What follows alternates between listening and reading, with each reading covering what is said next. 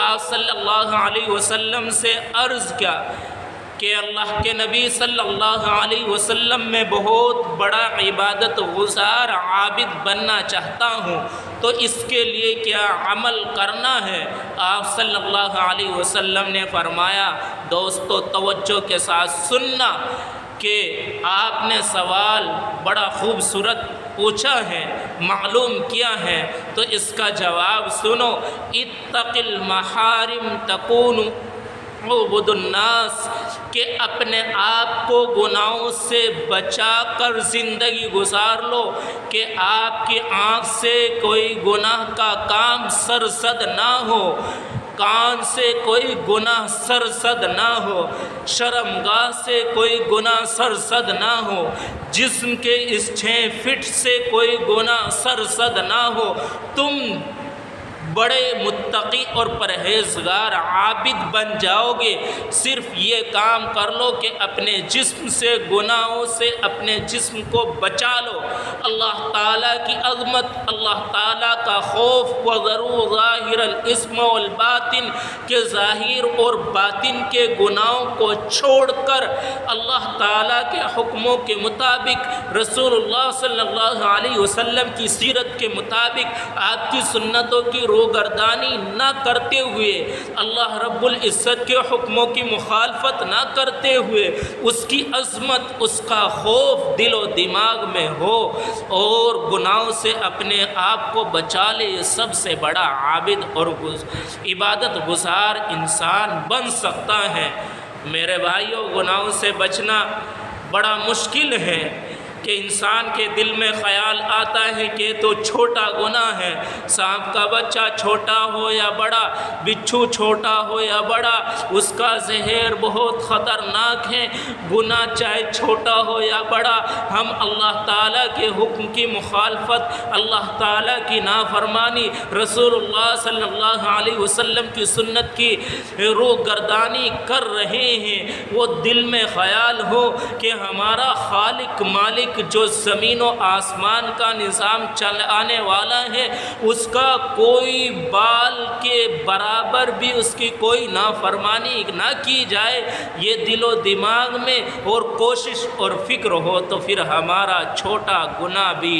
سے بھی بچنا آسان ہے، بڑے گناہ سے بھی بچنا آسان ہے۔ پھر ہمارے دل و دماغ اللہ تعالیٰ کی عظمت، خوف ہمارے دل میں آئے گا تو ہمارا جینا، ہمارا رہنا، ہمارا خوشی میں، بیماری میں گلے شکوے نہیں ہوں گے، اللہ تعالیٰ کا شکر ادا کریں گے۔ حضرت عطا علیہ الرحمہ بہت بڑے بزرگ گزرے ہیں، لکھا ہے کہ امام ابو حنیفہ علیہ الرحمہ کے شاگردوں میں ان کا نام آتا ہے۔ وہ بزرگ فرماتے ہیں کہ اللہ تعالیٰ نے ان کو الہام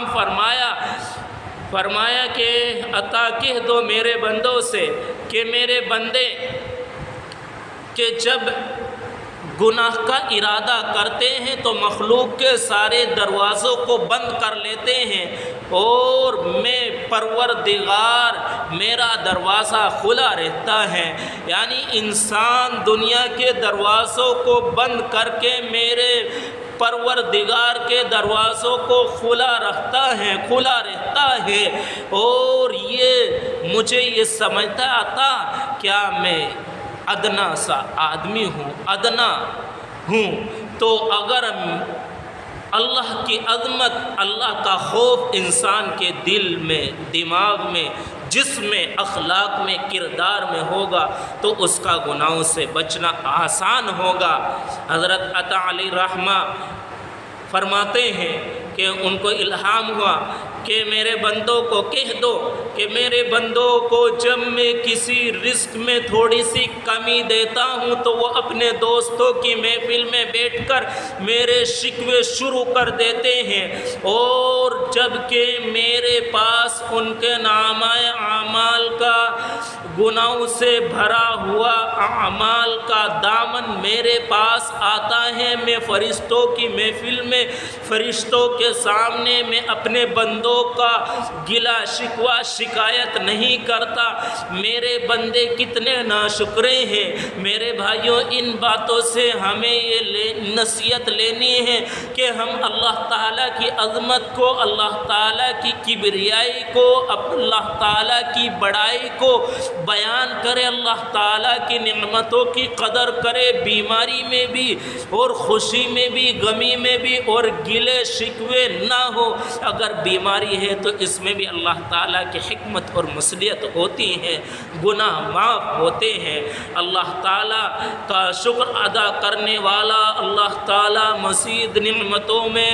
اضافہ فرماتے ہیں۔ تو میرے بھائیوں، ضرورت ہے ہمیں کہ ہم اللہ تعالیٰ سے توبہ اور استغفار کریں، اور گناہوں سے بچنے کے لیے وہ ضرور ظاہر الاسم والباطن کے ظاہر اور باطن کے گناہوں کو چھوڑ دے، چھپ کر